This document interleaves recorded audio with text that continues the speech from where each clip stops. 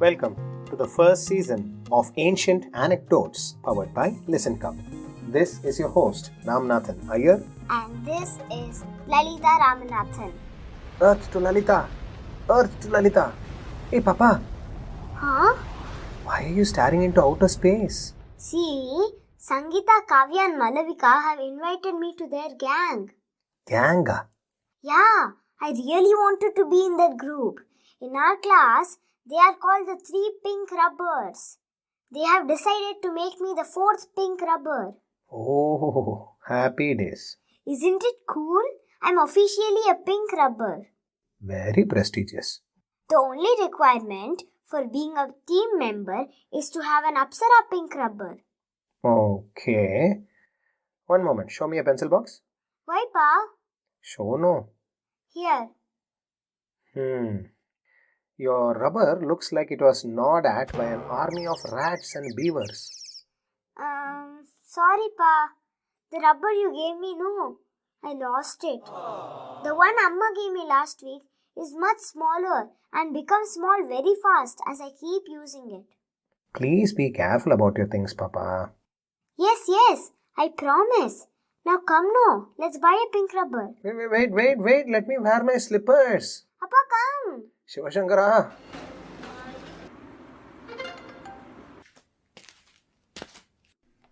Yay! Happy, huh? So much, Pa. Ayya you. Wait. The lesson is still remaining. What lesson? See, you really needed a rubber at this stage, so we went and got a rubber. But this much effort to belong in a group is something you have to take careful note of. Now it's okay. It's just a rubber. But when you become 10, 12, 13, 15 and so on, there will be so many more such instances. And children nowadays do so much just to belong in a group. When we are not able to match up to the group's characteristics afterwards, we tend to become sad and devastated. There is no sense in all of this. Now you are not in such a situation, so it will be easier to tell you now itself. Tomorrow, you will remember this conversation much better. See, I myself have behaved like this in my childhood days and caused both myself and my parents a lot of stress because of my stupidity. How, Pa? I'm sure you didn't have a pink rubber boys gang. No, but we had a pen-pencil boys gang.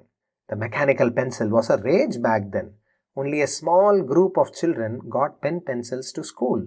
I wanted to belong in that elite group. A pen-pencil costed 36 rupees those days. I pestered my father and he silently went and got me one. Yeah, fathers are like that. You came silently, no? That's not the point, Pa. I lost the pencil in 2 days. But my father didn't utter a single word. If he would have scolded me, I would have felt better at least. But he kept quiet, and that was tighter than the worst slap.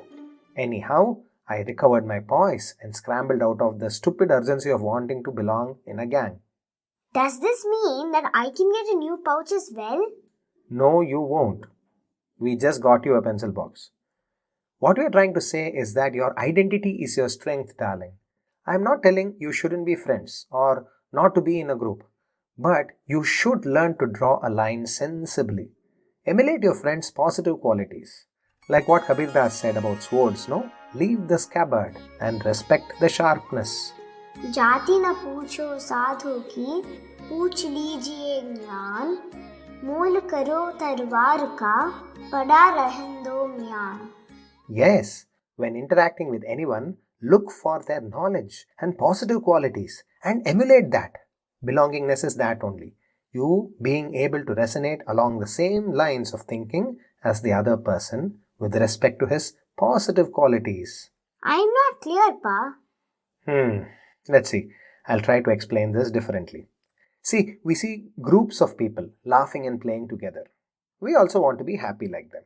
We think that being in the group is what makes us happy. So, we want to belong in that group. We start believing that you and the members of the group are like-minded. So, in order to belong in this group, we are ready to make any changes to our own identity. Before we know it, so many wishes and wants come up in us.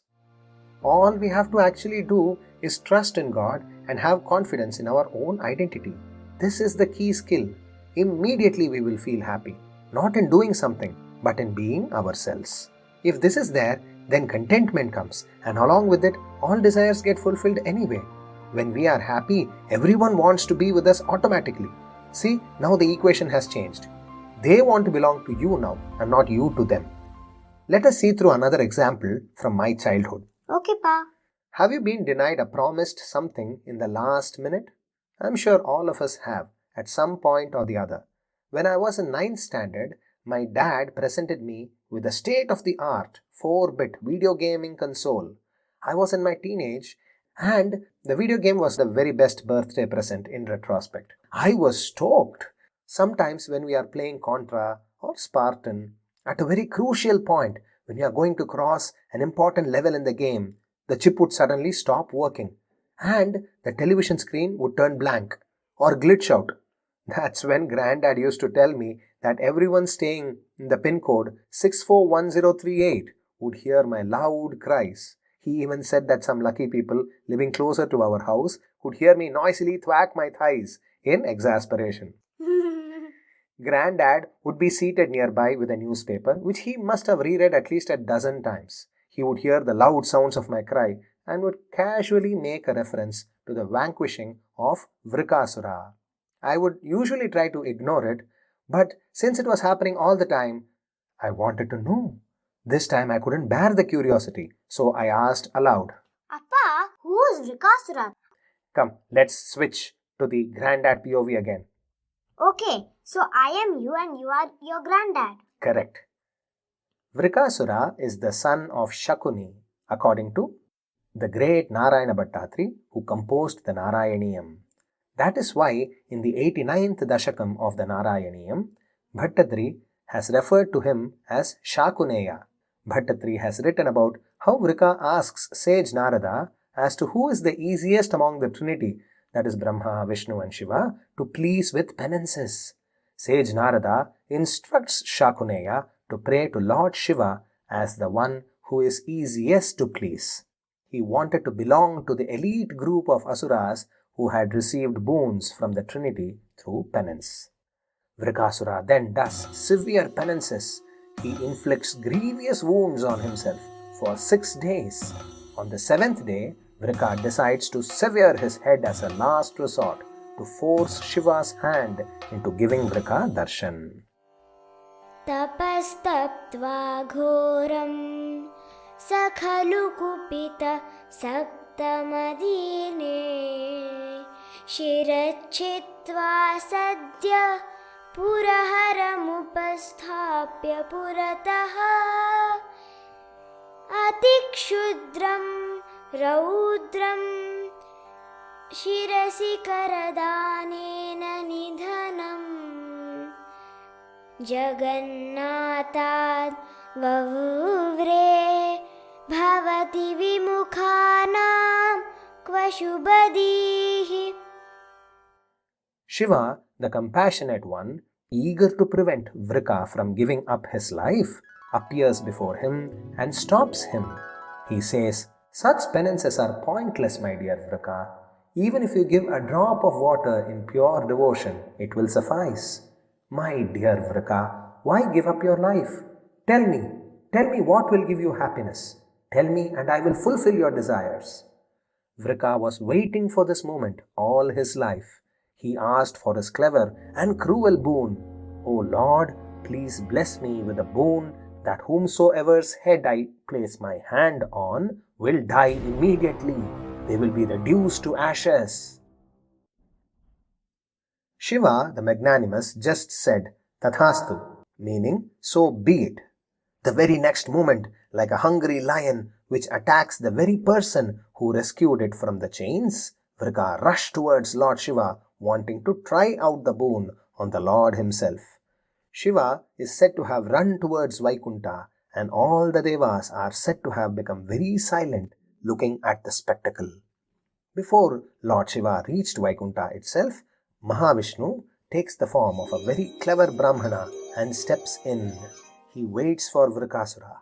He hails the running Asura and asks him, भद्रन्ते शाकुनेया भ्रमसि किमधुना त्वं पिशाचस्य वाचा सन्देहश्चेन्मधुक्तौ तव किमुन करोष्यङ्गुलीम् अङ्गमौलौ इत्थं त्वद्वाक्यमूढं शिरसि कृतकर सोपतच्छिन्नपातं भ्रंशो ह्येवं परोपासितुरपि च गतिः शूलिनो अपि त्वमेव. Then, Tata, what is it? I will do Mahavishnu's voice, please. Okay. For me, you are the hero of all the stories anyways. Go on. Victory be to the great Shakuneya. Panting from head to toe, the Asura demands, "What is it? What do you need?" O grand sir, O subduer of foes, O brave one. Come on, get to the point. I am in a hurry. Why are you running in such an urgency?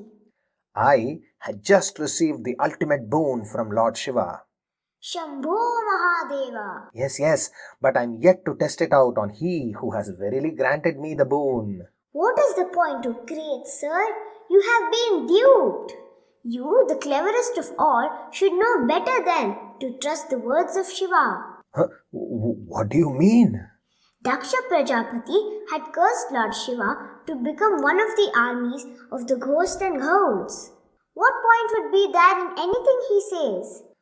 But my penance, I struggled for 7 days. Yes, it's quite a pity.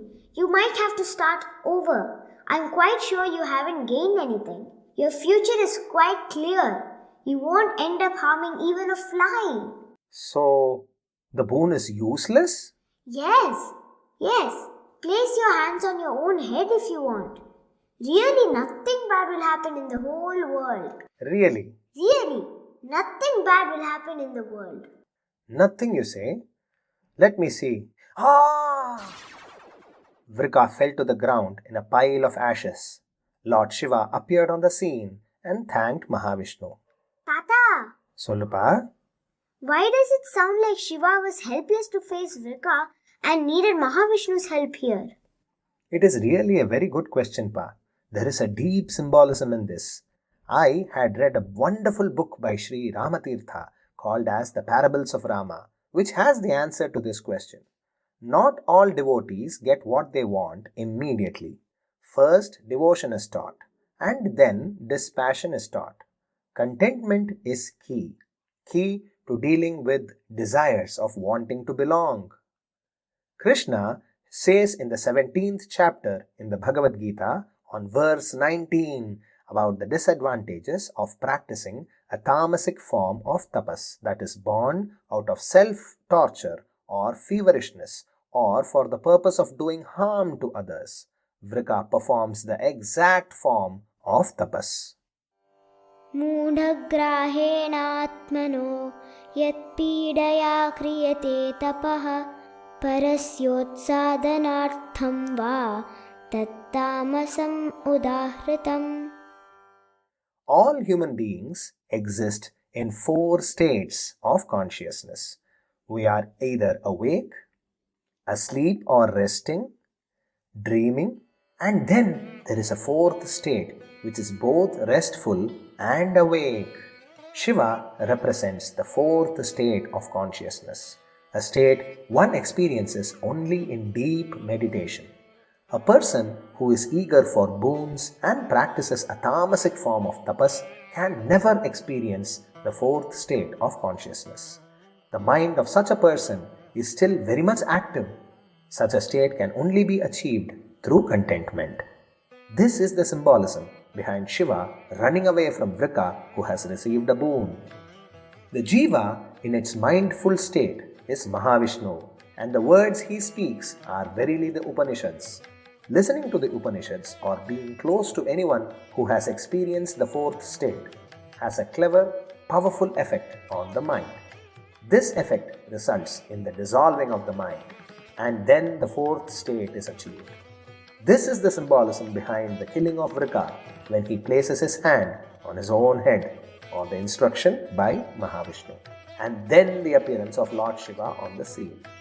This is the core symbolism behind the story. Did you get all that? Yes, Tata. What an awesome story. It is. So, in the coming episodes, let us meet some more asuras and the interesting symbolisms my granddad used to weave around them. Like I said, these instances where asuras were introduced to me were times when I exhibited some negativity during my childhood. My granddad used to convert these stories into triggers to remind me of the negativity and to help me learn to come out of it on my own without having someone else tell me by scolding me about it. So, double benefit. The story makes me forget the tendency and focus on the emulation of the good quality, and hey, no direct scoldings. There is no place in the entire Puranas where asuras are set afire by mortals, except in the Ramayana, where Kabandha specifically requests Ramalakshmana to immolate him as he passes. There is a lovely story behind this and a clever symbolism. Really? What is the story? Hear it first on Ancient Anecdotes. on your favorite podcast streaming providers. Tune in every week for a brand new episode.